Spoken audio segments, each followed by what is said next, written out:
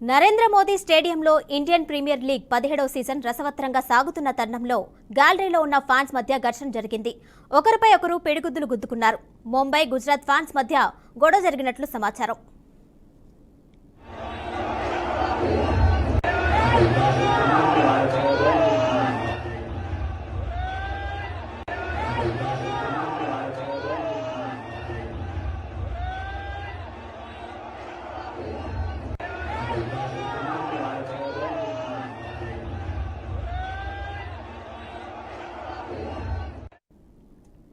నరేంద్ర మోదీ స్టేడియంలో Indian premier league 17వ season రసవత్తరంగా సాగుతున్న తరుణంలో గ్యాలరీలో ఉన్న ఫ్యాన్స్ మధ్య ఘర్షణ జరిగింది.